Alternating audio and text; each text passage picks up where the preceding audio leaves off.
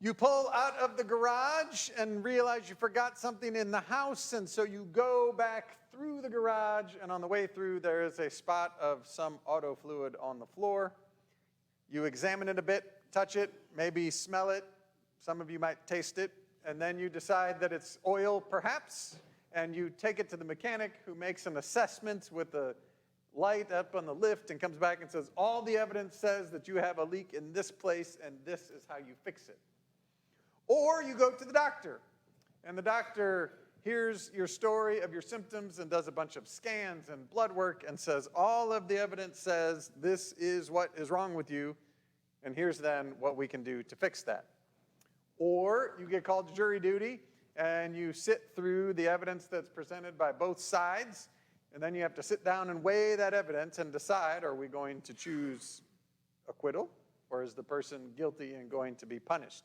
In each of these situations, right, there's evidence, and some amount of that evidence, maybe all of that evidence, points in a direction, and then that direction dictates an action. Today we hear from Psalm 46. We already sang, "A Mighty Fortress is Our God." Martin Luther wrote that based on Psalm 46. And in the psalm you hear at the beginning, in the middle, and the end, the idea that God is our refuge. Fortress is a little bit of a stronger word, but refuge gives us a sense of safety. But yet, in the middle of those two bookends of refuge and that one reminder in the middle, there's a list of things that may be some evidence. And we today might think of ourselves as the jury or the mechanic or the physician who are weighing that evidence. And as we look at that, we start right from the beginning. After saying God is our refuge, the psalmist says that the earth shakes, the mountain shakes, and the heart of sea, the waters roar and foam.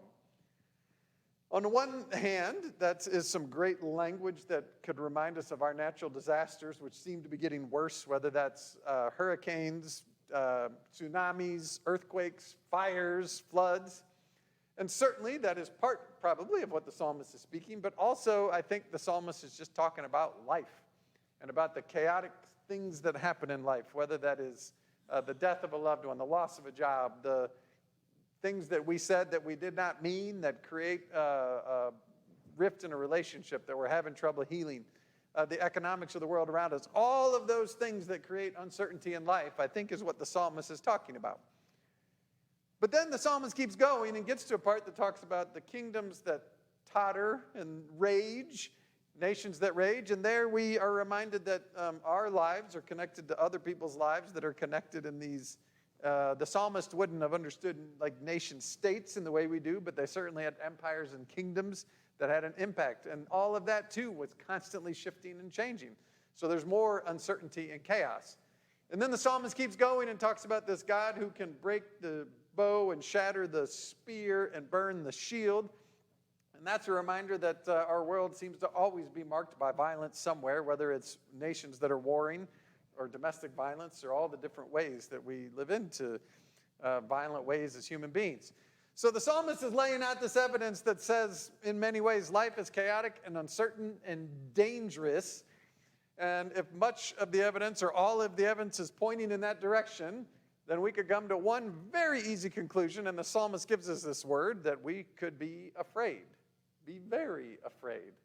And so today, we can think about our time and use the psalmist's measure, right? Do we have the same evidence? And on the one hand, it's easy to sort of, in a time of pandemic, look around and say, yeah, there's things we should be afraid of. The virus is deadly, or it can at least make you really, really sick. And the impact it's had on our kids in school and our churches and the way we function and offices and employment and all the rest of it. And it's easy to look around and say, yep, plenty of evidence that we should be afraid. But I don't want to talk so much today about evidence as how we've already taken action, right? Like the mechanic, the physician, the jury, they weigh the evidence, they come to a conclusion, and that leads to action. We already are acting. And if we look at the ways that our action is already unfolding, it points back to the evidence maybe that we have weighed. I'm going to get on a plane on Tuesday, and I always take food because you never know, and I don't want to miss a meal. And the last couple of times I've been at the airport, I had to take out like my trail mix, and they examined it, patted down my peanuts and dark chocolate M&Ms and all the other stuff that was in there. I'm going to have to take off my shoes. I'm going to have to take my laptop out of the bag. All of that because of security, right? We would say we've had this experience of terrorism, and so we have to do everything we can to make sure that doesn't happen again. And some of that is driven by fear. You can look at all of the technology we have now. We've got a couple of doorbells here in the church that have cameras, so I can see who's there. Some of that is just convenient, but all of the cameras that we have are not just there because of convenience and curiosity. Much of it is there because we're afraid. Who's going to be there? Do I even want to see those people or answer the door? I want to keep an eye on the neighborhood and what's going on.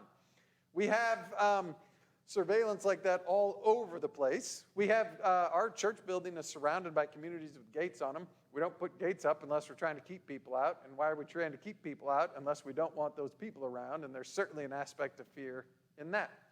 And we could keep going down all sorts of our collective community behaviors and find that if we weigh all of the evidence, it seems that the world is a chaotic, dangerous, uncertain place, and that we should be afraid, and we should do everything we can to minimize risk and keep ourselves safe. The psalmist gives us that whole list of evidence. However, as soon as the psalmist starts, says, though the earth should shake, right, or therefore, the very next thing the psalmist says is, we will not fear. And now, this is a curious grammatical thing that happens here.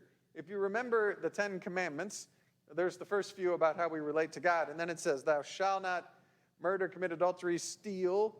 All of those, the grammar there, right, it's this command from God, and the words kind of have a certainty to them that goes on and on and on. Well, the psalmist saying, we will not fear. It's not a command from God that says, do not be afraid, though Jesus invites that to us plenty. It's actually the psalmist and the people saying, we will not fear, but using the same sort of grammar that God does in the commandments. So it's got this sort of certainty that carries into forever that says we're going to defiantly not be afraid. Now, the psalmist just doesn't leave us there and say all of this crazy stuff you should be afraid of, but just don't be afraid. The psalmist tells us, why not? And this comes one of my favorite verses of Scripture. It says, there's a river whose streams make glad the city of God. You think about cities as busy, chaotic places with traffic and all the rest of it, but this one is glad, and it's got this stream that doesn't sound like roaring waters. But then there's a little verse here I never noticed before. It said, at dawn, God will help the city. And I thought, well, gosh, the city of God shouldn't need any help. It's the city of God. But it turns out that God does help the city of God. So not only is it this place of stillness and stability because God will not be moved, but there's help in that place as well.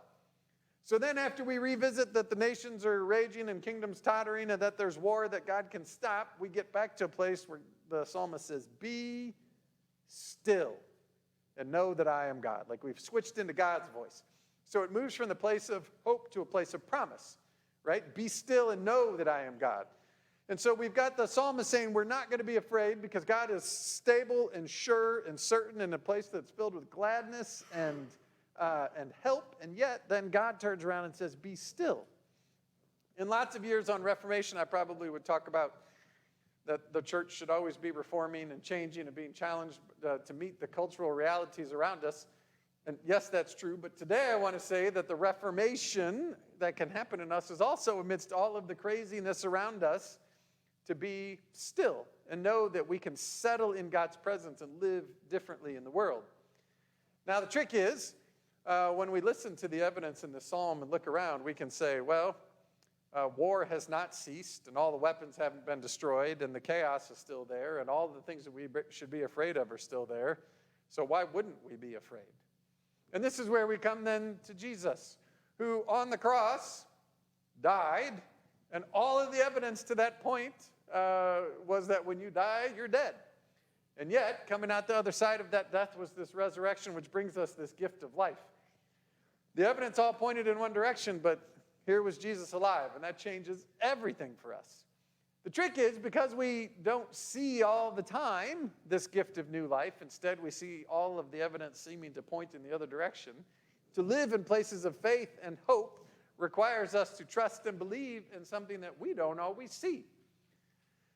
Jesus gives us these waters of baptism, and sometimes I think of these as a lens that we can look through. And when we look through the waters of baptism from this promise of stillness in God and this promise of new life, when we look through the lenses of this table, we actually find out that while most of the evidence may point in the direction of being afraid, we get lots of little glimpses of grace, and that's what fuels our hope. Hope is not in the things that we know are going to happen. Hope is that despite all of the evidence being this way, we actually believe this other thing to be true. That seems like it's the final answer, but it is really resurrection that is the truth. And so today we join the psalmist in weighing all of that evidence like the jury does, but juries sometimes get it wrong. We weigh it like the physician does, but doctors sometimes get it wrong. And we weigh it like the mechanic does, and my mechanic has gotten it wrong before. And so today we weigh all of that evidence, see that maybe we absolutely should be afraid, but we also have those glimpses of grace that give us hope in that promise to be still in God. So I'm going to invite you at home now to stand as you are able, and we have some people here that are going to stand as they are able as well. And as we stand here, in a minute, your response is going to be, "We will not fear." And I'm going to hear that. So, but now I want you to say, like, what's a defiant pose look like? There's a theologian named Walter Brueggemann who says that we often ignore the Psalms of Lament. And he suggests that there's two possibilities for that.